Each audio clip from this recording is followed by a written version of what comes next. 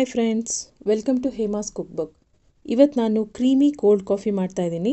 Creamy ಅಂತ ಯಾಕೆ ಹೇಳ್ತಾ ಇದ್ದೀನಿ ಅಂತಂದರೆ ಕೋಲ್ಡ್ ಕಾಫಿಗೆ ಐಸ್ ಕ್ರೀಮ್ ಹಾಕಿ ಮಾಡ್ತಾ ಇದ್ದೀನಿ. ಬನ್ನಿ ಹೇಗೆ ಮಾಡೋದು ಅಂತ ನೋಡ್ಕೊಬರೋಣ.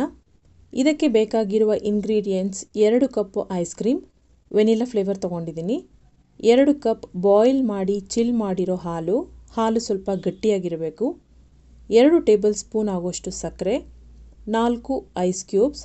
ನನ್ನ ಫೇವ್ರೆಟ್ ಕಾಫಿ ಬಂದು ಲೆವಿಸ್ತಾ, ಲೆವಿಸ್ತಾ ಕಾಫಿ ಪೌಡರ್ 3 ಪ್ಯಾಕೆಟ್ಸ್ ತೊಗೊಂಡಿದ್ದೀನಿ. ನಿಮ್ಮ ಇಷ್ಟದ ಕಾಫಿ ಪೌಡರ್ನ ಬೇಕಾದ್ರೆ ನೀವು ಹಾಕ್ಕೋಬೋದು. ಮೊದಲಿಗೆ ಬ್ಲೆಂಡರ್ಗೆ ಐಸ್ ಕ್ರೀಮ್ ಹಾಕ್ಕೋತಾ ಇದ್ದೀನಿ. ನಂತರ ಸಕ್ಕರೆ, ಹಾಲು, ಕಾಫಿ ಪೌಡರ್ ಎಲ್ಲವನ್ನು ಹಾಕಿ ಬ್ಲೆಂಡ್ ಮಾಡ್ಕೋಬೇಕು.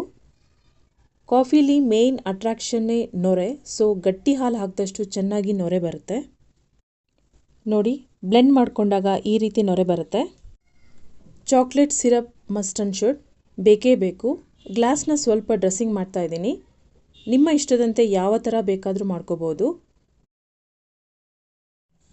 ಕಪ್ಸ್ಗೆ ಚಿಕ್ಕ ಚಿಕ್ಕ ಐಸ್ ಕ್ಯೂಬ್ಸ್ ಹಾಕ್ತಾ ಇದ್ದೀನಿ.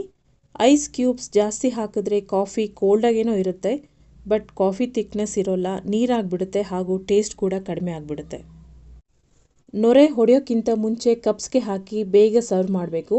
ಲೇಟ್ ಮಾಡಿದಷ್ಟು ಚಿಲ್ನೆಸ್ ಕಡಿಮೆ ಆಗಿಬಿಡುತ್ತೆ. ಕೊನೆಯದಾಗಿ ಚಾಕ್ಲೇಟ್ ಸಿರಪ್ನಿಂದ ಯಾವ ಆಕಾರದಲ್ಲಿ ಬೇಕಾದರೂ ಏನು ಬೇಕಾದರೂ ಡಿಸೈನ್ ಮಾಡ್ಕೋಬೋದು. ಹಾರ್ಟ್, ಸ್ಮೈಲ್ ಅಥವಾ ನಿಮ್ಮ ಇಷ್ಟವಾದ ಲೆಟರ್ಸ್ ಏನಾದರೂ ಹಾಕಿ ಸರ್ವ್ ಮಾಡ್ಬೋದು. ಮನೆಯಲ್ಲಿ ಈಸಿಯಾಗಿ ಕೋಲ್ಡ್ ಕಾಫಿ ಹೇಗೆ ಮಾಡೋದು ನೋಡಿದ್ರಲ್ಲ ಫ್ರೆಂಡ್ಸ್. ನಿಮಗೆ ಈ ರೆಸಿಪಿ ಇಷ್ಟ ಆಗಿದೆ ಅನ್ಕೋತೀನಿ. Thanks for watching friends. Please subscribe ಮಾಡಿ ಹಾಗೂ ಬೆಲ್ ಐಕಾನ್ ಒತ್ತಿ. ಹೇಮಾಶ್ರೀ ಗೌಡ ಸೈನಿಂಗ್ ಆಫ್.